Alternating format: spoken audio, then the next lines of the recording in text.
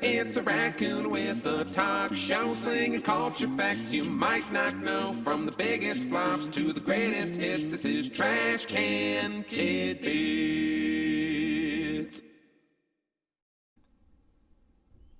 Good evening. I am your host for Trash Can Tidbits, Beaton, and I welcome you gleefully back to this frightening episode. Now last week I asked the question, though she was not credited by name, which country music legend was the executive producer of Buffy the Vampire Slayer? The answer is Dolly Parton. Parton's production company was called Sand Dollar Entertainment, and it was owned by her and her former manager, Sandy Gallen. The company has produced other movies and TV shows such as Father of the Bride, the Buffy spin-off Angel, and Straight Talk, which starred Parton herself. Today, Sand Dollar is still going strong, having partnered with Netflix to create Parton's anthology series, Heartstrings. So there you go. Dolly Parton helped to make Buffy the Vampire Slayer. How about that? And now, this week on Trash Can Tidbits, it's Halloween!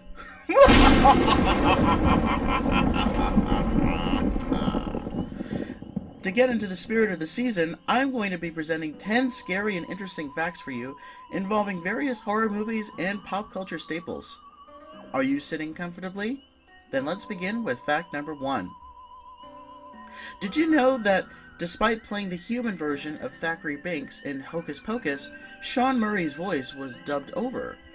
Murray, who would go on to play Special Agent Timothy McGee on NCIS, played the human version of Binx at the beginning and the end of the film.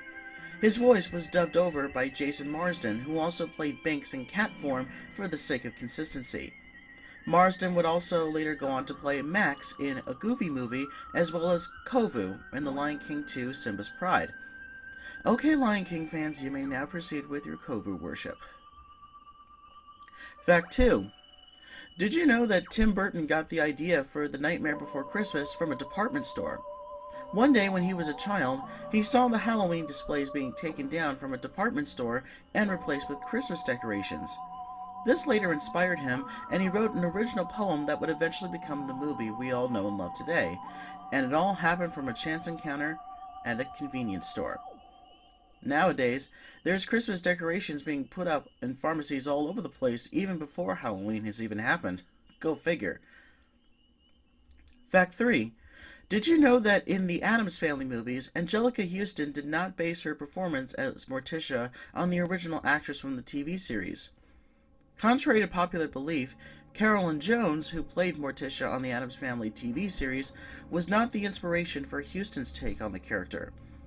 Houston stated that she took inspiration from the documentary Grey Gardens, about two eccentric women who live in a decaying upstate New York mansion.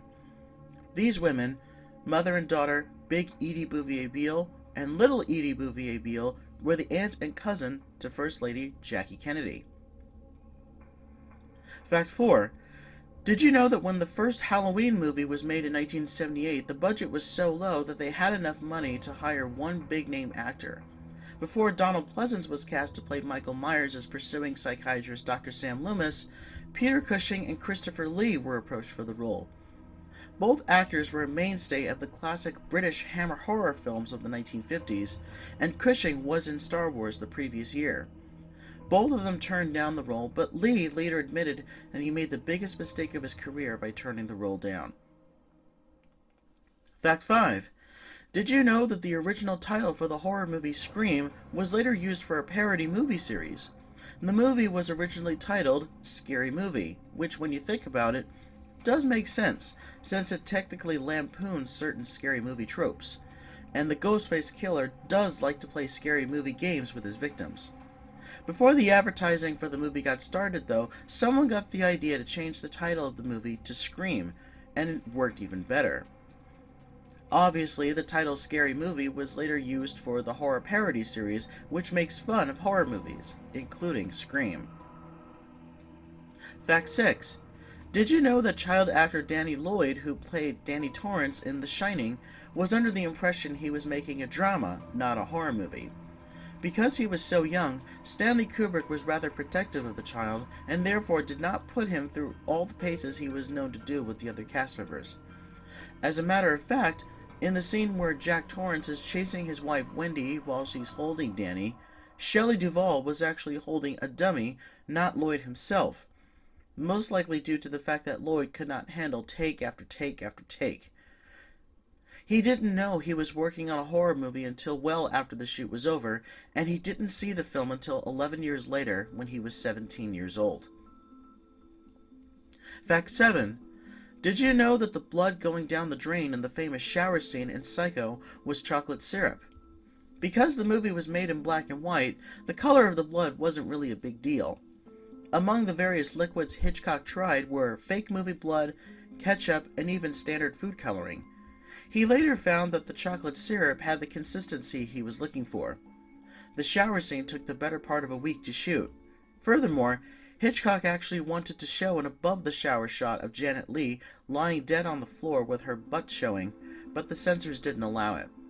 This was actually a shot that Gus Van Sant did when he remade Psycho in 1998. Fact 8. Did you know that the electrical equipment used in the original Frankenstein films was used again by Mel Brooks in his comedy Young Frankenstein?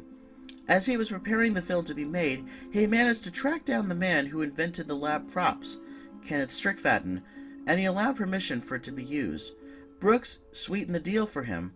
Strickfaden was infamously uncredited in the original Frankenstein films, and Young Frankenstein finally gave him the credit and special thanks for loaning the equipment from the original films he worked on.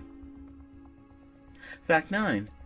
Did you know that the first Resident Evil game started out as a movie tie-in? In 1989, there was a Japanese horror film released called Sweet Home. Inevitably, there was also a tie-in game released for the Nintendo Famicom, which was made by Capcom. The idea to remake the game in 3D fell to Capcom programmer Shinji Mikami, who instead suggested to make a new game, but reusing some assets from Sweet Home, notably the mansion setting, a limited supply of items, and the opening doors loading screens. And instead of evil spirits, replace the enemies with zombies inspired by George Romero's Night of the Living Dead. The game was released in 1986 for the PlayStation in Japan as Biohazard, but renamed in the US as Resident Evil. Fact 10. Did you know that of the 3 actresses who played the title character of Stephen King's Carrie on screen, only one of them was a teenager at the time of filming? Sissy Spacek played Carrie in 1976 when she was 25, and Angela Bettis, who played the character in a TV movie in 2002, was 28. Chloe Grace Moritz was 15 when she played Carrie in the 2013 remake. And a further note, the 2002 TV movie ends with Carrie surviving. This was because the movie was made as a potential pilot to a Carrie TV series, which would have had her encountering other people with psychic powers. However, the series was never made. And here's this week's trivia question. Boris Karloff is undeniably a horror icon, best known for his role as the Frankenstein monster, as well as playing other menacing characters both sophisticated and inhuman.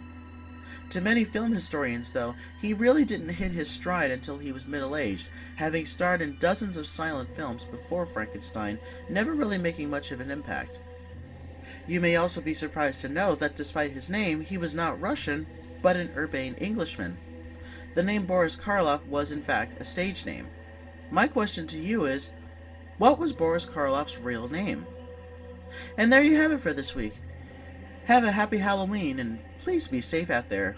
Wouldn't want you to run anything that goes bump in the night. And please don't forget to like, subscribe, share, and ring the bell for future video notifications. Thanks for watching, and I'll see you next time.